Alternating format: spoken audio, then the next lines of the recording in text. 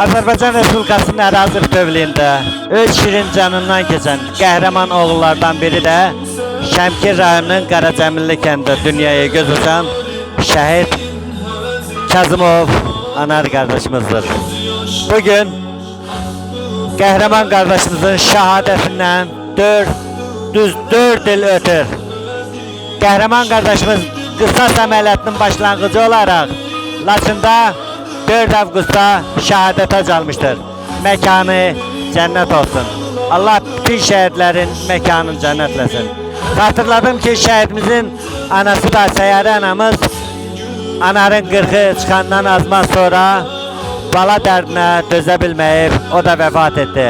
Anamızın da ruhu şad olsun. Amin.